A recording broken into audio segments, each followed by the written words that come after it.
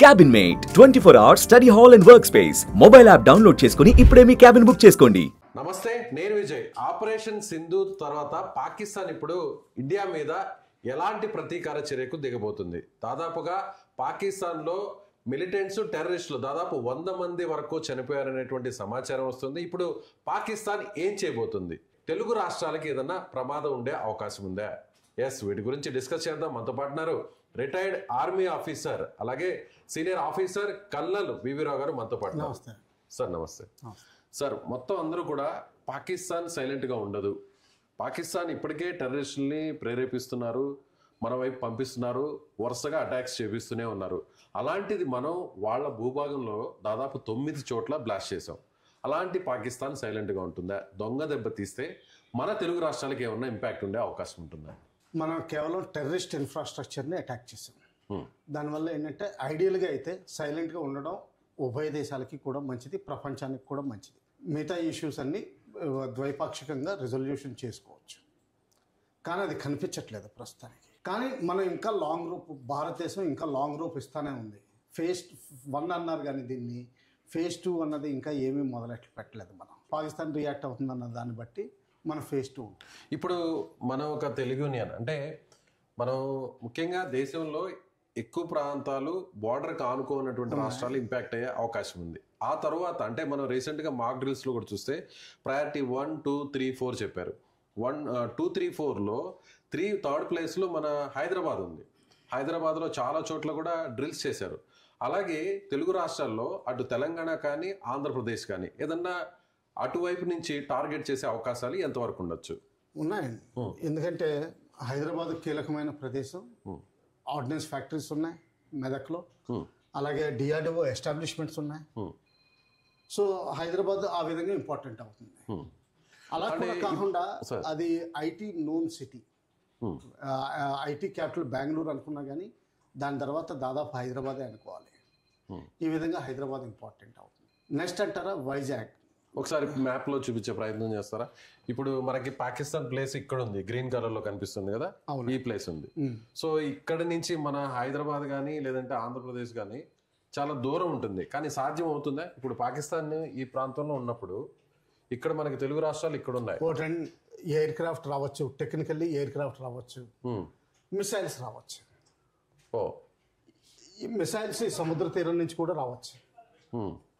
ఇంకా ఏంటంటే వాళ్ళకున్న స్లీపర్ సెల్స్, తర్వాత వాళ్ళకున్న ఆర్గనైజేషన్స్ వాడి లోకల్గా అటాక్ చేయొచ్చు.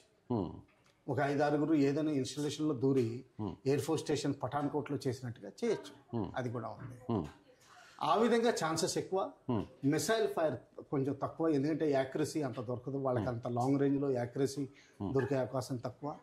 తర్వాత ఎయిర్ క్రాఫ్ట్ వచ్చే అవకాశం తక్కువ, ఎందుకంటే బోల్డ్ అంత టెరిటరీ క్రాస్ చేసి మళ్ళీ తిరిగి వెళ్ళాలి. అంటే పాకిస్తాన్ నుంచి ఇటువైపు ఫైటర్ జెట్స్ రావాలంటే చాలా టైం పడుతుంది. తర్వాత వచ్చిన తర్వాత కేవలం వచ్చిన తర్వాత తిరిగి కూడా వెళ్ళాలి కదా. సో ఆ విధంగా కొంచెం ఛాన్సెస్ తక్కువ. సెకండ్ ఛాన్సెస్ మిసైల్స్, అది కొంచెం ప్రాబబిలిటీ ఎక్కువ, ఎందుకంటే వన్స్ ఫైర్ చేసిన తర్వాత ఇక్కడ ల్యాండ్ అయ్యే అవకాశాలు ఉన్నాయి. అంటే అంత టార్గెటెడ్ గా ఉన్నటువంటి లొకేషన్స్ మన తెలుగు స్టేట్స్ లో ఏమున్నాయంటారు? హైదరాబాద్, బేసికలీ హైదరాబాద్, వైజాగ్, దాని తర్వాత కొంతవరకు కాకినాడ, ఎక్కడైతే యాంఫిబియస్ ఎక్సర్సైజెస్ ఇవన్నీ చేస్తామో మన నేవీ. హోప్ ఐలాండ్ అని ఉంది కాకినాడ బయట, కాకినాడలో అక్కడ ఎక్కువ ఎక్సర్సైజులు చేస్తాం. ఓకే. అలాగే కాకుండా మన స్టేట్లో ఉన్న ఇంకా VSVPs అనుకుంటే ఇస్రో ఎస్టాబ్లిష్మెంట్స్ ఉన్నాయి. ఇస్రో, అవును. ఇప్పటికే మనం ప్రపంచ దేశాలన్నీ కూడా ఆశ్చర్యపడేలా మనం అక్కడి నుంచి రాకెట్స్ లాంచ్ చేస్తున్నాం. సో ఇటీవల ఉంది 18వ తారీఖున కూడా ఒక శాటిలైట్ కూడా కేవలం డిఫెన్స్ సంబంధించినటువంటి డిఫెన్స్ శాటిలైట్ కూడా లాంచ్ చేస్తున్నాం. సో ఇప్పుడు ఇస్రోను కూడా ఒకవేళ టార్గెట్ చేసే ఛాన్స్ ఉంది. ఓకే. ఏదైనా సరే అంటే ప్రపంచ దేశాలకి తెలియజేయాలి కాబట్టి ఇస్రో అయితే చాలా డ్యామేజ్ చేసాం, మీ కేపబిలిటీస్ డ్యామేజ్ చేసాం అన్నది కూడా చూపించుకోవాలి. ఇప్పుడు ఇస్రో అంటే ఇక్కడ ఉంటుంది సార్, మనకి చెన్నైకి దగ్గర అనుకోండి. ఈ ఏరియా, ఈ ప్రాంతానికి పాకిస్తాన్కి చాలా దూరం ఉంటుంది. ఎలా సాధ్యం ఉంటుంది? చెప్తున్నాను కదండి, మామూలుగా ఏంటంటే లోకల్గా స్లీపర్ సెల్స్ ఉంటారు, వాళ్ళ ద్వారా ఏదైనా చేయించవచ్చు. సీ ద్వారా ఏదైనా చేయించవచ్చు. సీ ద్వారా అయితే ఏంటంటే స్మాల్ ఆర్మ్స్ తీసుకురావాలి, బాంబ్ చేయడానికి అయ్యే అవకాశాలు తక్కువ. సో ఆ స్లీపర్ సెల్స్ని టెర్రరిస్టులని వాడి చేయొచ్చు. ఓకే, అంటే ఎక్కువ శాతం పాకిస్తాన్ గగనతలమైనా లేదంటే భూభాగం సాధ్యం కాదు. ఒకవేళ మన తెలుగు రాష్ట్రాలను టార్గెట్ చేయాలంటే కేవలం సీ ద్వారానే టార్గెట్ చేయొచ్చు. సీ ద్వారానే టార్గెట్ చేయొచ్చు. అలాంటి వెపన్స్ వాళ్ళ దగ్గర ఉన్నాయా సీ నుంచి అటాక్ చేయడానికి? ఉన్నాయండి. అంటే ఏంటంటే బేసికలీ బాంబేలో ఎలా చేశారో ఓ చిన్న మెయిన్ బోట్లో వచ్చి ఒక చోట దిగిపోయి చిన్న బోట్స్ తీసుకుని షోర్కి వచ్చి డైరెక్ట్గా అటాక్ చేసే అవకాశం ఉంది. వాళ్ళు మెషిన్ గన్స్ ఇవన్నీ తీసుకురావచ్చు, సబ్మెరీన్ తీసుకురావచ్చు. వాళ్ళ దగ్గర సబ్మెరీన్స్ ఉన్నాయి. సబ్మెరీన్స్ నుంచి ఫైర్ చేయొచ్చు మిసైల్స్. అది ఇప్పుడు సబ్మెరీన్ అన్నారు సార్, ఈ ప్రాంతంలో పాకిస్తాన్ ఉంది, ఇప్పుడు ఈ ప్రాంతంలో ఉంది, మనం ఇంకొక మ్యాప్ లో చూపిద్దాం. ఈ ప్రాంతంలో ఉంది సబ్మెరీన్స్. ఇప్పుడు ఇటువైపు నుంచి మన తెలుగు రాష్ట్రాల వైపు రావాలంటే చాలా టైం పడుతుందండి. ఈ కరాచీ బేసికలీ కరాచీ ఏరియా, ఉమరా ఈ ఏరియాలో ఉన్నాయి. ఇక్కడ నుంచి మొత్తం చుట్టూరు మన వెస్టర్న్ ఫ్లీట్ ని క్రాస్ చేసి ఇలా రావాలి. కానీ అటు రావాలంటే టైం పడుతుంది కదా. టైం పడుతుందండి. లేకపోతే మనకేం తెలుసు, ఒకవేళ ఆల్రెడీ దాక్కుని కూడా ఉండొచ్చు 1971 వార్లో చేసినట్టు. అంటే ఇప్పుడు ఇంకొక డౌట్ కూడా ఏంటంటే చైనా కూడా సపోర్ట్ చేస్తుంది. చైనా కూడా ఆల్రెడీ కొన్ని సబ్మెరైన్స్ ని కూడా అరేబియన్ సీలోకి పంపించింది అని చెప్తున్నారు. కరాచీలో ఒకటి లీజ్కి ఇచ్చిందని కూడా రిపోర్ట్ ఉందండి. పాకిస్తాన్కి అద్దెకి ఇచ్చినట్టు. సో దానివల్ల కూడా కొంత ఇంపాక్ట్ ఉండే అవకాశం ఉంది. కానీ అది పాకిస్తానీ మ్యాన్ పవరే వాడాలి, కానీ జనరల్గా వాళ్ళు రిస్ట్రిక్షన్స్ పెట్టుంటారు చైనాది వాడకూడదని.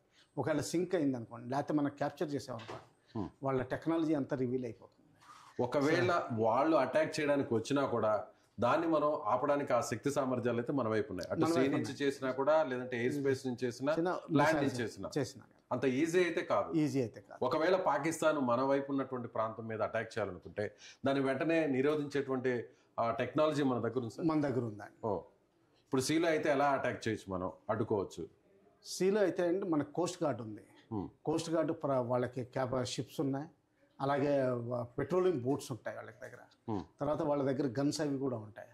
ఏ మాత్రం సిగ్నేచర్స్, ఎలక్ట్రానిక్ సిగ్నేచర్ దొరికినా, ఇటువంటి అనుమానాస్పదమైనది లేకపోతే ఎటువంటి సస్పిషియస్ బోట్ దొరికినా వాళ్ళు వెంటనే సెట్ చేసి దాన్ని హాల్ట్ చేసి సెట్ చేసి అప్పుడు కానీ వదలరు.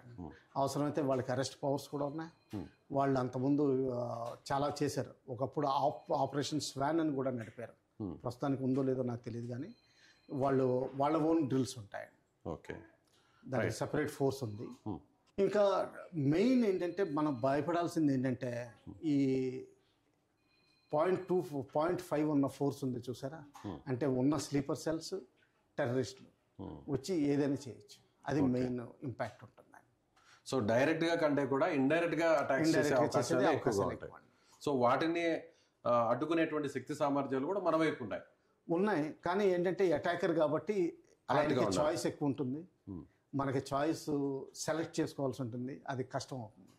సో అందుకని చెప్పి మనుషులందరూ జాగ్రత్తగా ఉండాలి, అబ్జర్వ్ చేస్తూ ఉండాలి, రిపోర్టింగ్ చేస్తూ ఉండాలి, కమ్యూనికేషన్స్ ఓపెన్గా పెట్టుకోవాలి.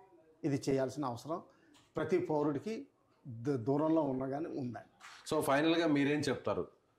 సివిలియన్స్ అందరికి కూడా, ఇండియాలో ఉండే వాళ్ళందరూ కూడా ఎలా అలర్ట్గా ఉండాలి? ఆల్రెడీ గవర్నమెంట్ ఆఫ్ ఇండియా కూడా మాక్ డ్రిల్స్ని కండక్ట్ చేసింది. ఎలా వెంటనే అలర్ట్గా ఉండాలి, వెంటనే సేఫ్ ప్లేస్కి వెళ్ళాలనే దాని మీద కూడా డ్రిల్స్ చేసింది. మీరేం చెప్తారు as a senior army officer? Main అందరూ అబ్జర్వెంట్గా ఉండాలండి. ఏ మాత్రం తెలిసినా చేయాలి. ఇంకా లోకల్ డ్రిల్స్ అంటారా, అవి ఎలాగ ట్రైనింగ్ అవుతారు. ఈ మాత్రం జాగ్రత్తగా ఉండాలండి. అలాగే ఇంకోటి చూడాల్సింది ఏంటంటే స్పిరిచువల్ ప్లేసెస్. ఎందుకంటే హిందూ ముస్లిం మతానికి డివైడ్ తీసుకురావాలని చూస్తున్నారు. మనకి కొన్ని మెయిన్ వరల్డ్ ఫేమస్ అంటే వరల్డ్ టాప్ స్పిరిచువల్ సెంటర్స్ ఉన్నాయి మన ఆంధ్రాలోను తెలంగాణలో కూడా. వాటిలో కూడా అటాక్ చేయొచ్చు. ఎందుకంటే అది ఇమ్మీడియట్ రియాక్షన్ వస్తుంది. కొండ మీద నుంచి కిందకి బస్సులు దిగాలంటేనే ట్రాఫిక్ జామ్స్ కింద అయిపోతాయి. ఇదంతా ప్యానిక్ క్రియేట్ చేస్తుంది. తర్వాత ఏదో అయిపోయిందని చెప్పి రూమర్స్ ఎక్కువ స్టార్ట్ అవుతాయి. ఈ రూమర్స్ నమ్మకూడదు, ఓన్లీ అఫీషియల్ ఇన్ఫర్మేషన్ నమ్మాలి. మనకు నమ్మదగ్గకపోయినా కానీ అటువంటి వాటిని బిలీవ్ చేయాలి. తర్వాత ఏంటంటే ప్యానిక్ అవ్వకూడదు ఏది జరిగినా కానీ. ఇది చేయాల్సిన తర్వాత జాగ్రత్త అది ఎక్కువ చేయాలండి. Okay, right sir, thank you. So ఇది senior retired army officer colonel V V Rao గారు చెప్తున్నట్టుగా ఖచ్చితంగా పాకిస్తాన్ అయితే మాత్రం దొంగ దెబ్బ తీయడానికి మాత్రం సర్వసన్నద్ధంగా ఉంటుంది. దాన్ని ఎదుర్కోవడానికి కూడా మన ఇండియన్ ఆర్మీ అన్ని రకాలుగా చాలా ప్రిపేర్డ్గా ఉందని ఆయన చెప్తున్నారు. అయితే ముఖ్యంగా సివిలియన్స్ అందరూ కూడా అలర్ట్గా ఉండాలి. ఎలాంటి ప్రమాదం వచ్చినా, ఏదైనా అనుమానం వచ్చినా కూడా ఇమీడియట్గా ఫోర్సెస్కి చెప్పాలి. స్థానికంగా ఉన్నటువంటి పోలీసుకు కూడా ఇన్ఫర్మేషన్ ఇవ్వాలని ఆయన చెప్తున్నారు. Thank you so much.